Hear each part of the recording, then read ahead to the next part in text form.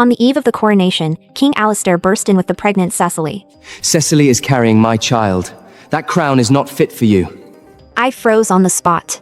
Morgause, the Queen Dowager whom I had treated as my own mother, chimed in without a trace of shame. You cannot bear an heir.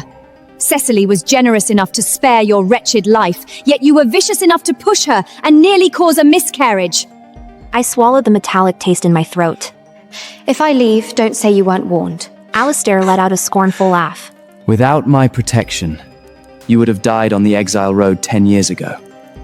Guards, throw her into the cold tower and leave her to rot. They seemed to have forgotten that it was I who dug them out of a pile of corpses on that exile road 10 years ago. They also had no idea that the fate of this new dynasty relied entirely on the light of destiny from my god bloodline, forcibly sustaining it. Looking at this mother and son who wanted me dead, I swallowed the blood in my mouth and stopped asking for any explanation. Divine warning. 10 years of star blood protection have expired. Continue to offer the light of destiny?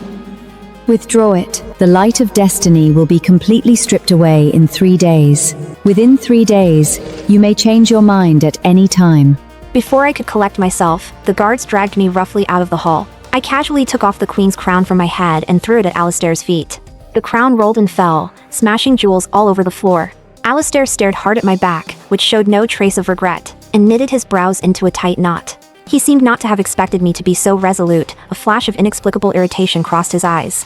Once she is in the cold tower, by my order, no one is to give her a single ember of coal or one drop of medicine for her wounds. Let's see just how tough her backbone really is.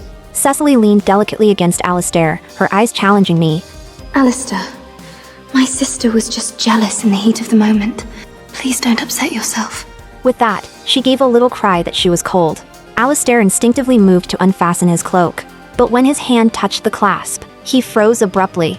It was a black fox fur cloak, with flame runes densely embroidered in gold thread over the heart.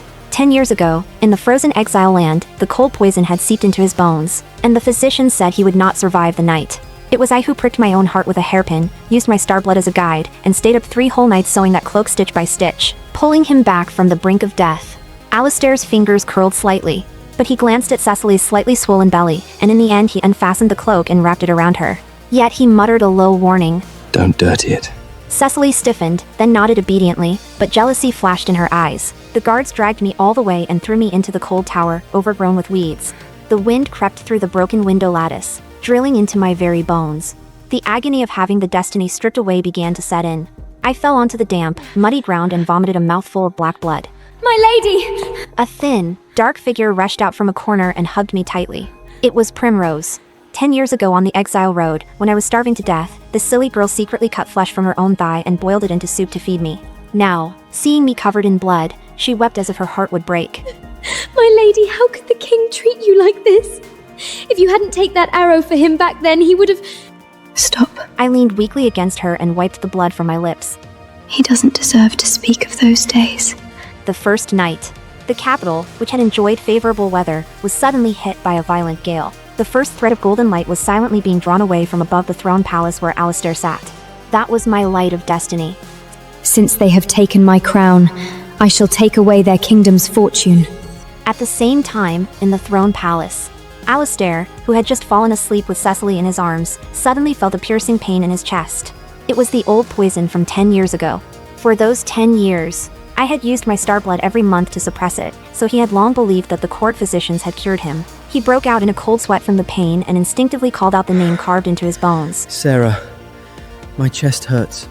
Llewellyn, the chamberlain on night duty, fell to his knees in terror. Your Majesty, the Queen has already been banished to the cold tower. Alistair jolted awake. He looked at the sleeping Cecily beside him, and his eyes churned with anger and panic. Silence! Without her, I can live just fine. Countdown. 2 days remaining. My body grew colder and colder. The pain of having my divine meridians ripped away left me barely able to stand. The door of the cold tower was kicked open. Cecily, surrounded by 7 or 8 maids, strode in with her belly thrust out. She covered her nose and mouth with a handkerchief in disgust. This place is worse than a pig shed. How is my once exalted queen sister finding it? Isn't that fake belly of yours rather hot under all that padding? Cecily's face changed dramatically. Then she stepped forward viciously and slapped me across the face. Wretch. Still running your mouth when death is at your door. Primrose shoved Cecily roughly aside. Don't you dare hit my lady! Cecily stumbled back 2 steps and fell straight into the arms of Alistair. Alistair! My sister's wretched servant is trying to kill our child! She immediately clutched her belly. Alistair flew into a rage and kicked Primrose so hard that she flew through the air. Primrose crashed heavily into the stone wall and spat out a mouthful of blood. Alistair! My eyes blazing with fury, I struggled to crawl over and shield Primrose. Alistair seized my jaw tightly. Seraphina, you allow your vicious servant to plot against the royal heir. Just then, his eyes fell on a pendant that had slipped out from my neck. It was a remarkably smooth pink gold gem, the only heirloom my mother left me, called the Starfell pendant. Years ago in the snowy mountains, when Alistair was attacked by wolves, this gem had erupted with divine power and taken the fatal blow for him, leaving a crack on its surface. Cecily's eyes flickered. Alistair, that pendant is so beautiful. The royal physician says my pregnancy is unstable. If I had such a spiritual stone to nurture me, the little prince would surely be born safely. Alistair hesitated. He knew how important that pendant was to me. It was my very lifeline. I clutched the pendant tightly and looked at him with reddened eyes. Alistair, my mother left this to me. Just you dare touch it. Alistair saw the resolve in my eyes, and his heart inexplicably twinged. You are nothing but a cripple now. Keeping such a treasure is a waste. Cecily is carrying my first child.